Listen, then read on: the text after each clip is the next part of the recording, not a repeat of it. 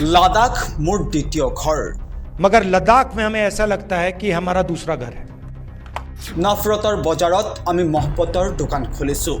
नफरत के बाजार में हम मोहब्बत की दुकान खोलने निकले हैं। লাডাখত উপস্থিত হৈ কংগ্ৰেছ দলৰ যুৱৰাজ ৰাহুল গান্ধীয়ে এক ৰাজহুৱা সভাত ভাষণ ৰাখি এইদৰে কয়, ভাৰত জোড়ো যাত্ৰাৰ প্ৰথম অৱস্থাত বতৰৰ বাবে আমি লাডাখৰ সকলো ঠাইলৈ যাবলৈ অনুমতি পোৱা নাছিলোঁ। মটৰ চাইকেলত উঠি লাডাখৰ বিভিন্ন অঞ্চল ঘূৰি মই লাডাখৰ ৰাইজে বুকুত বান্ধি ৰখা দুখ বুজিব পাৰিছিলোঁ। গান্ধী তথা কংগ্ৰেছ পৰিয়ালৰ লাডাখৰ লগত ওতঃপ্ৰোত সম্বন্ধ আছে। লাডাখলৈ আহিলে মোৰ অনুভৱ হয় লাডাখ মোৰ দ্বিতীয় ঘৰ, কিয়নো লাডাখৰ ৰাইজে হৃদয়েৰে কথা পাতে। লাডাখ ইউনিয়ন টেৰিটৰী হ'ব পাৰে, কিন্তু ইয়াত পৰ্যাপ্ত সুবিধাৰ অভাৱ। যাতায়াত ব্যৱস্থা বিশেষ উন্নত নহয়। এয়াৰপোৰ্ট আছে, কিন্তু এৰোপ্লেন নচলে লাডাখত। প্ৰচুৰ সম্ভাৱনা থকা লাডাখ সকলো দিশতে পিছ পৰি থকা দেখা যায়। লাডাখৰ সকলো সমস্যা পাৰ্লিয়ামেণ্টত উত্থাপন কৰা হ'ব বুলিও প্ৰতিশ্ৰুতি প্ৰদান কৰে কংগ্ৰেছ নেতা ৰাহুল গান্ধীয়ে। লাডাখ ভ্ৰমণৰ সময়ত আৰু কি কৈছিল আমাৰ হাতত আছে সেই বক্তব্য। কি কৈছিল ৰাহুল গান্ধীয়ে, শুনক সেই বক্তব্য। कुछ महीने पहले कन्याकुमारी से हम कश्मीर तक चले थे। यात्रा को हमने भारत जोड़ो यात्रा नाम दिया था और हमारा लक्ष्य जो बीजेपी और आरएसएस देश में नफरत और हिंसा फैला रहे हैं, उसके खिलाफ खड़ा होना, देश में भाईचारा मोहब्बत फैलाने की हमने कोशिश की। यात्रा का मैसेज था बहुत अच्छा नारा जो यात्रा में से निकला था, नफरत के बाजार में हम मोहब्बत की दुकान खोलने निकले हैं। और यही आपकी सोच है। पिछले दिनों में अपनी आंखों से मुझे यह देखने को मिला। यात्रा श्रीनगर में नहीं रुकनी थी, यात्रा को लद्दाख में आना था, मगर उस समय सर्दी थी, बर्फ थी और एडमिनिस्ट्रेशन ने हमें मना किया, कहा कि लद्दाख में नहीं जाना चाहिए। तो हमने बात मान ली थी। तो मेरे दिल में था और अभी भी है कि लद्दाख में भी हमें वो यात्रा चलानी चाहिए। शायद छोटा सा पहला कदम लिया, पैदल नहीं गए, मगर मोटरसाइकिल में मैं गया।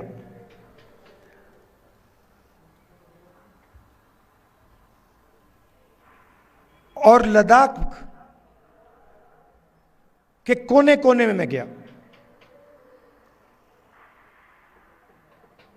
लोगों से बात की, गरीब लोगों से, माताओं बहनों से, युवाओं से, और जो आपके दिल में है उसको समझने की कोशिश की। दूसरे नेता हैं, वो अपनी मन की बात करते हैं।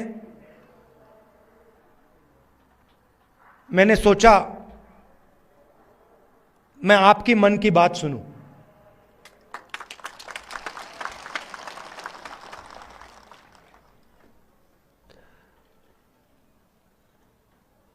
एक बात तो बिल्कुल साफ है कि जो गांधी जी की विचारधारा है, कांग्रेस पार्टी की विचारधारा है, वो लद्दाख के खून में और डीएनए में है। और मैं सिर्फ नहीं बोल रहा हूं आपको, ये मत समझिए कि ये मैं आपको भाषण में बात बोल रहा हूं। मोटरसाइकिल में मैंने पूरे लद्दाख का चक्कर काटा है और रास्ते में देश भर से हमारे लोग लेबर का काम करते हैं।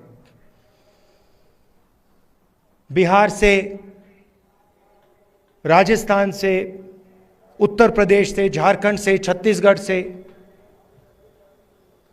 अलग अलग स्टेट से यहां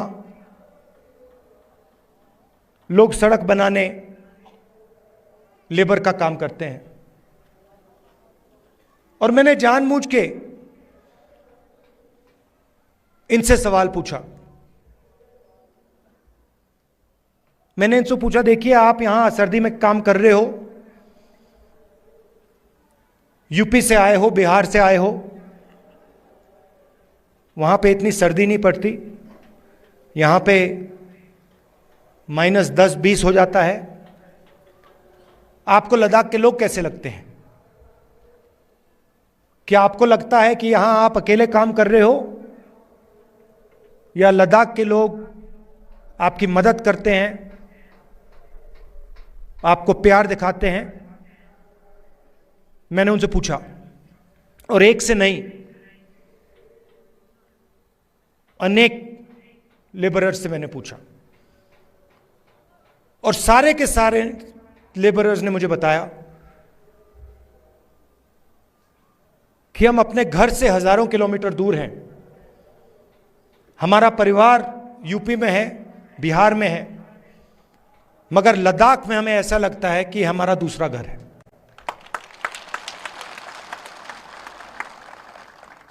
यहां पे जो भी कठिनाई होती है, पत्थर गिर जाते हैं, चोट लग जाती है, सर्दी होती है, भूख लग जाती है, लद्दाख के लोग हमारी मदद करते हैं और जब भी हम उनके पास मदद के लिए जाते हैं वो एकदम हमारी मदद करते हैं। तो ये आपके डीएनए में है। आप एक साथ इज्जत के साथ बिना नफरत के रहते हो और जो कांग्रेस पार्टी विचारधारा है वो आपके दिल के अंदर है। तो इस दौरे में आपने मुझे क्या बताया? सबसे पहले आपने बोला कि जो आपका रिप्रेजेंटेशन होना चाहिए,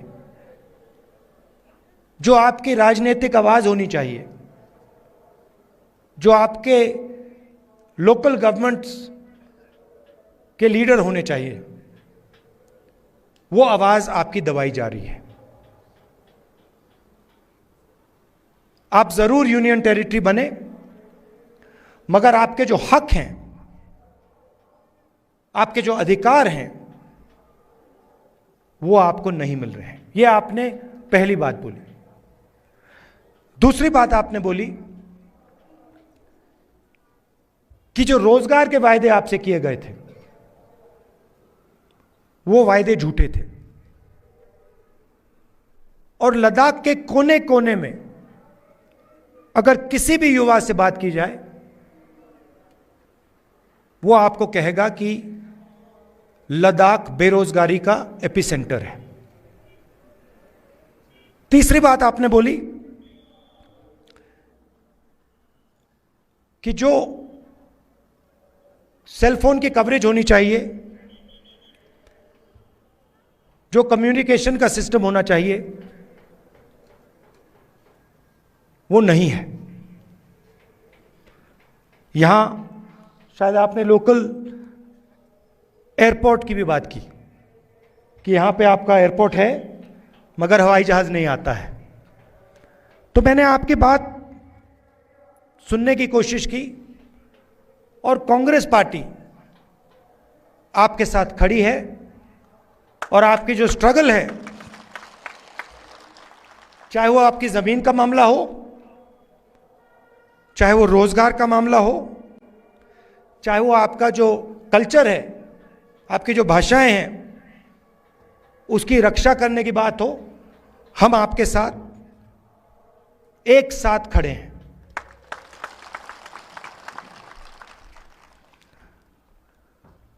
यहां पे सब लोग जानते हैं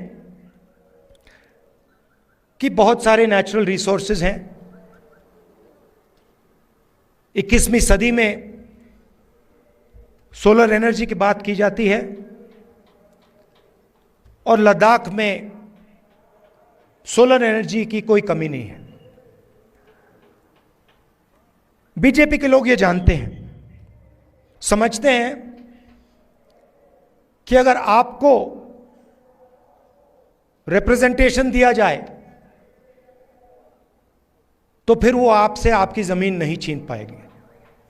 मामला जमीन का है और बीजेपी के लोग जो आपकी जमीन है आपसे लेना चाहते हैं। अदानी जी के बड़े बड़े प्रोजेक्ट्स यहां लगाना चाहते हैं और उन प्रोजेक्ट्स का फायदा आपको नहीं दिलवाना चाहते हैं। हम ये कभी होने नहीं देंगे।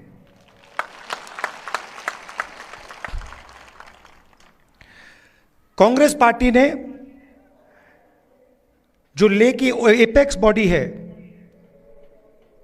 और कारगिल डेमोक्रेटिक अलायंस जो है और इनकी जो डिमांड्स हैं उनका हमने पूरा समर्थन किया है।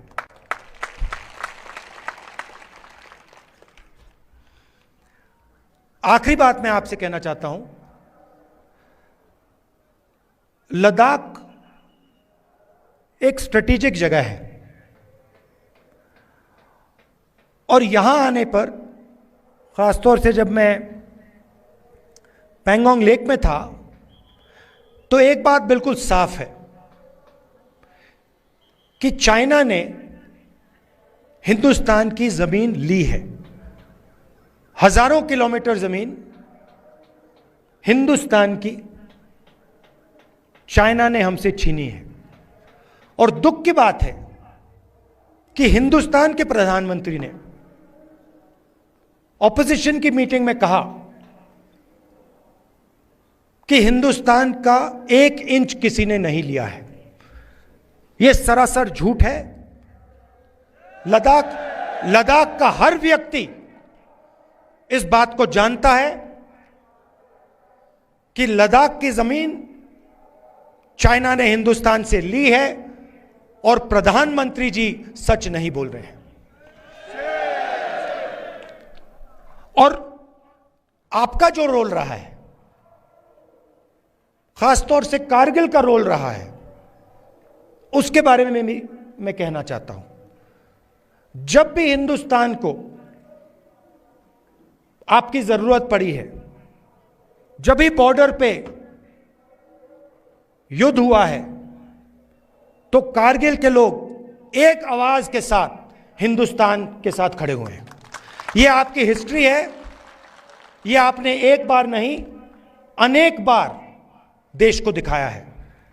तो मैं इसके लिए आपको दिल से धन्यवाद करना चाहता हूं और आपको आश्वासन देना चाहता हूं कि इस देश में बहुत सारे धर्म के लोग हैं, अलग अलग जात के लोग हैं, अलग अलग भाषाएं बोलते हैं लोग। हमारे लिए सब लोग एक हैं और इस देश में सब लोगों को इज्जत से, मोहब्बत से रहना चाहिए। आप यहां आए, आपने अपना कीमती समय मुझे दिया, इसके लिए मैं आपको दिल से धन्यवाद कहना चाहता हूं। और अंत में कहना चाहता हूं कि अब मैं लद्दाख के चारों ओर घुमा हूं और शायद यह हिंदुस्तान की सबसे सुंदर जगह है और यहां के लोग दिल से बात करते हैं, प्यार से बात करते हैं। इसके लिए आप सबको बहुत बहुत धन्यवाद। नमस्कार, जय हिंद, सलाम। मात्र 100 টকাতে ভাগ্য সলনি হ'ব আপোনাৰ ঘৰৰ আলহী হ'ব লাখটকীয়া বাহন। মাত্ৰ 100 টকা খৰচ কৰি লাভ কৰক আপোনাৰ পচন্দৰ বাহনখন। 4 চকীয়া আৰু 2 চকীয়া মুঠ 13খনকৈ বাহন ৰৈ আছে আপোনাৰ বাবে। মাত্ৰ সংগ্ৰহ কৰক এটা টিকট। হোজাইৰ ডবকাত অনুষ্ঠিত হৈছে বৃহৎ উপহাৰ কুপন খেল। খেলৰ স্থান হৈছে ডবকাৰ নিখাৰীমুখ খেলপথাৰ। প্ৰথম পুৰস্কাৰ এখন বেলেনো, দ্বিতীয় পুৰস্কাৰ ৱেগনাৰ, তৃতীয় পুৰস্কাৰ এল্টো K10, চতুৰ্থ পুৰস্কাৰ পালচাৰ NS 160, পঞ্চম পুৰস্কাৰ হৈছে এপাচি, ষষ্ঠ পুৰস্কাৰ হৈছে পালচাৰ 150, সপ্তম পুৰস্কাৰ হৈছে পালচাৰ NS 125, অষ্টম পুৰস্কাৰ হৈছে এণ্ট্ৰক স্কুটি 125cc, নৱম পুৰস্কাৰ হৈছে গ্লেমাৰ 125cc, দশম পুৰস্কাৰ হৈছে এক্টিভা 125cc, একাদশ পুৰস্কাৰ হৈছে ছুপাৰ স্প্লেণ্ডাৰ 125cc, দ্বাদশ পুৰস্কাৰ হৈছে হোণ্ডা চাইন 100cc, ত্ৰয়োদশ পুৰস্কাৰ হৈছে এক্সেল 100cc। উল্লেখ্য যে অসম চৰকাৰৰ পঞ্জীয়নত থকা জংগল ব্লক ছ'চিঅ' ইকনমিকেল ডেভেলপমেণ্ট ছ'চাইটিৰ উদ্যোগত আগবঢ়োৱা হৈছে এই উপহাৰ কুপনৰ খেল। এই উপহাৰ কুপনৰ খেলৰ বাবে আছে হোজাই জিলা প্ৰশাসনৰ চৰকাৰী অনুমতি। গতিকে আপুনি নিঃসন্দেহে ক্ৰয় কৰক এটা টিকট।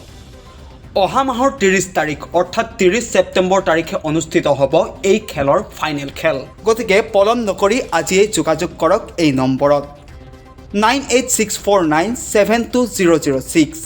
ক্ৰয় কৰক এটা টিকট, বিনিয়োগ কৰক মাত্ৰ 100 টকা আৰু ঘৰলৈ আনক আপোনাৰ মন পচন্দৰ বাহনখন।